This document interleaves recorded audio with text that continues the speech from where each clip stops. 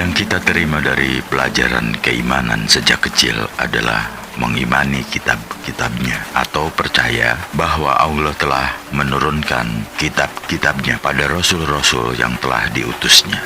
Dan pengertian kitab-kitab ini semakin dipersempit untuk kitab-kitab yang diturunkan pada nabi-nabi yang hidup di Timur Tengah. Padahal kita mengetahui bahwa Tuhan adalah Tuhannya manusia sedunia. Tuhan juga bukan untuk bangsa dan negara tertentu. Tuhan telah mengirimkan Rasul pada setiap umat. Mengimani kitab-kitabnya artinya mempercayai semua jenis kitab yang telah diturunkan oleh Allah untuk umat manusia.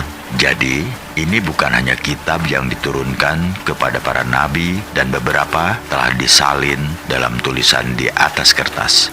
Kitab yang kita imani tentunya lebih dari itu. Jika hanya kitab-kitab yang sudah disalin di atas kertas itu yang kita imani, maka kita akan terjerumus pada pemberhalaan teks. Marilah kita perhatikan tuturan Ki Cantula, salah seorang murid Syekh Siti Jenar, kepada Syekh Dumba, salah seorang utusan Dewan Wali, kepada Syekh Siti Jenar. Ki Cantula bertutur kata kepada Syekh Dumba, "Tak kuhiraukan ujar para aulia yang mengukuhkan syariat palsu yang jelas merugikan dirimu, maka pikirkan semua yang kukatakan. Bukankah dalam dadamu ada Al-Quran? Sesuaikah yang kututurkan itu? Anda pasti tahu."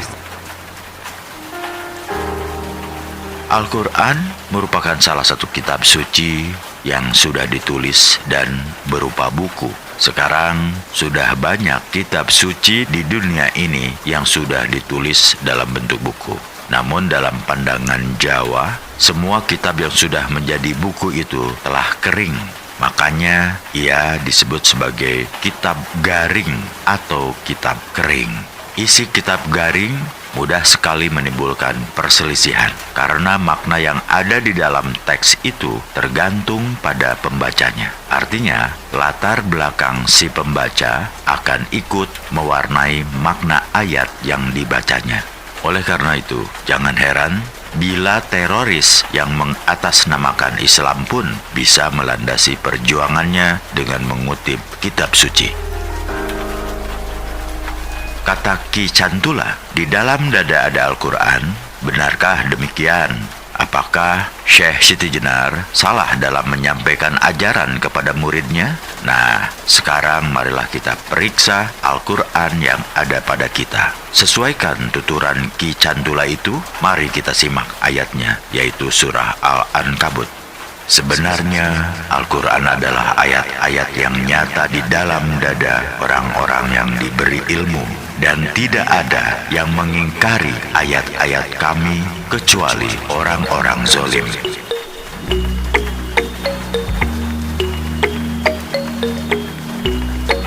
Jelas sekali bahwa Al-Quran bukanlah semata-mata teks yang dibukukan dan dihafal oleh banyak orang Islam. Menghafal bunyi Arabnya tidaklah sama dengan memahami maknanya.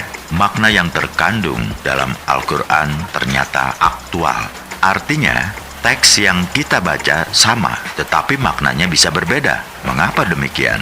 Karena hakikat Al-Quran itu berada di dalam dada orang-orang yang diberi ilmu. Dengan kata lain, hakikat Al-Quran itu berada di dalam kesadaran orang-orang yang diberi ilmu.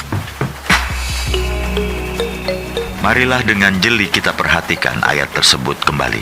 Ternyata ayat-ayat Al-Quran itu tidak berada di dalam dada orang-orang yang berilmu, melainkan di dalam dada orang-orang yang diberi ilmu. Pernyataan diberi ilmu menunjukkan hubungan hamba dengan Tuhannya. Artinya, pemahaman terhadap ayat-ayat Al-Quran itu tidak diperoleh sekedar melalui belajar, tetapi pemberian Tuhan. Dalam Al-Quran sendiri, kita diperintah untuk memohon kepada Tuhan agar kita ini ditambahi ilmu atau Al-Quran. Ini baru dua jenis kitab, yaitu kitab tertulis dan kitab dalam dada. Masih ada lagi kitab ketiga yang harus kita imani, yaitu kitab hidup tentang diri kita sendiri. Tanpa membaca kitab kita sendiri, kita tidak pernah akan tahu siapa sebenarnya diri kita. Padahal setiap orang telah menggendong kitabnya sendiri-sendiri. Inilah kitab tentang diri kita. Bila kita bisa membaca kitab kita ini, ya bakal selamatlah kita. Akan tetapi, bila semenjak di dunia ini kita tidak bisa membacanya, maka kita pun akan tetap buta aksara di alam yang akan datang dan bahkan lebih tersesat.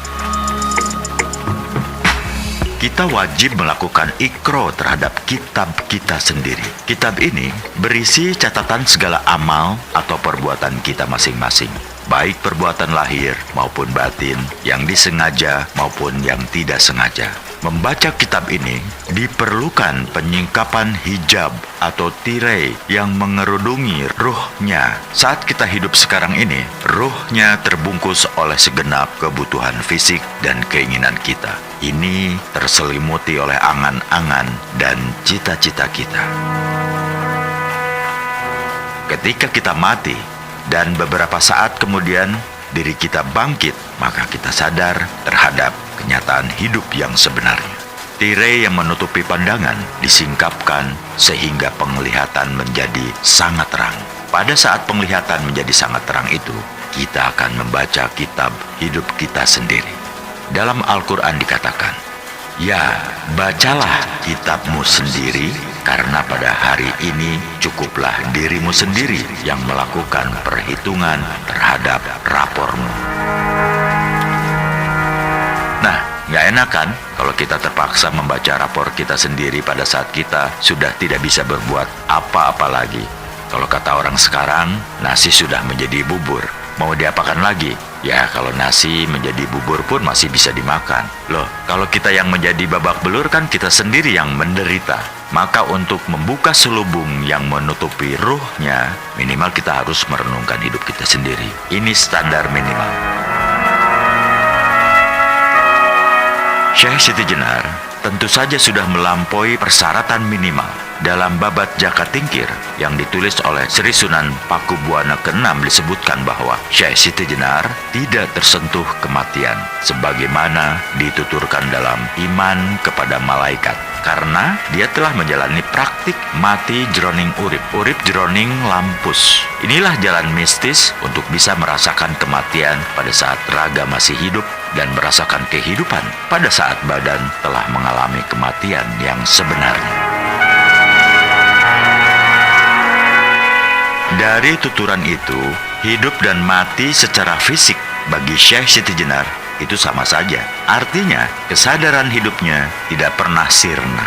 Oleh karena itu, setelah gagal dieksekusi karena tidak bisa mati karena dibunuh, maka Syekh Siti Jenar berpamitan untuk memilih tinggal di zaman yang mulia di alam astral. Setiap orang yang mati fisiknya, asalkan tidak tersesat jalan, akan memasuki alam astral ini yang oleh jumhur ulama Islam disebut alam barzah. Jika tersesat, ya hanya sampai di alam esterik atau barzah yang paling rendah. Dan ini adalah alam jin, setan, bekasakan, roh penasaran, dan semua makhluk halus yang setingkat. Al-Quran memberitakan bahwa orang-orang yang gugur, syahid, mati karena menjadi saksi kebenaran sebenarnya hidup, namun kita tidak menyadarinya di mana mereka berada. Bahkan mereka itu menerima anugerah Tuhan dan hidup dengan riang gembira tanpa merasakan kekhawatiran apa-apa. Ada lagi jenis kitab yang keempat, yaitu kitab yang mencakup kesadaran semesta. Dan kita sebut saja kitab semesta. Kitab semesta ini terdiri atas 3 jenis kitab.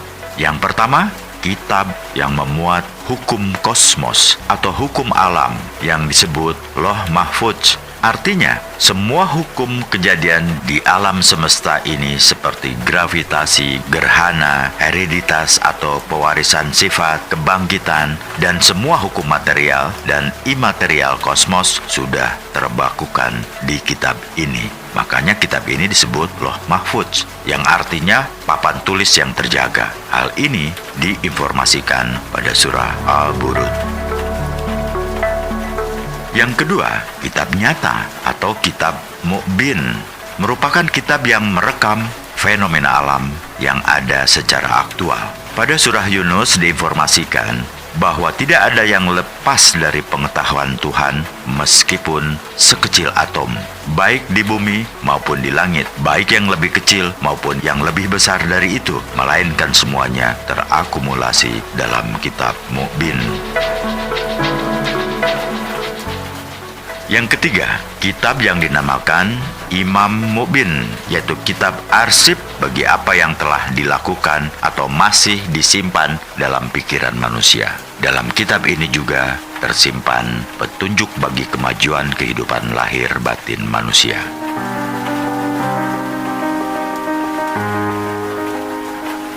Nah, hal-hal yang bersifat mistis tersimpan pada kitab Imam Mu'bin. Jika ada orang bertafakur dan berzikir demi kemajuan spiritualnya, dia harus bisa mendownload atau memindahkan informasi dari arsip atau file di alam barzah atau alam batin semesta ini. Marilah kita perhatikan dengan seksama kandungan surah Yasin ayat 12. Perhatikan dengan seksama. Sesungguhnya kami menghidupkan orang-orang mati, dan kami menuliskan apa yang mereka kerjakan dan bekas-bekas yang mereka tinggalkan, dan segala sesuatu kami kumpulkan dalam kitab Imam Mu'bin.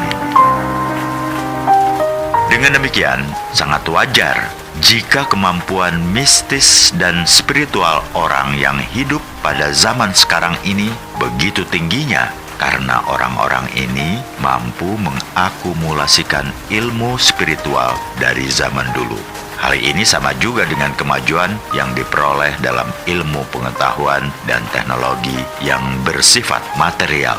Kemajuan saat ini merupakan kumulasi iptek yang sudah ada sebelumnya. Untuk dapat mendownload, kita perlu melakukan proses mati dalam hidup. Iman kepada kitab-kitab ini kita tutup dengan sebuah syair yang disampaikan oleh Imam Ali bin Abi Thalib. Obatmu terdapat di dalam dirimu, namun kamu tidak menyadarinya. Penawarmu berasal dari dirimu, namun kamu tidak mengetahuinya. Kau mengira dirimu satu benda yang kecil, namun dalam dirimu termuat alam yang besar.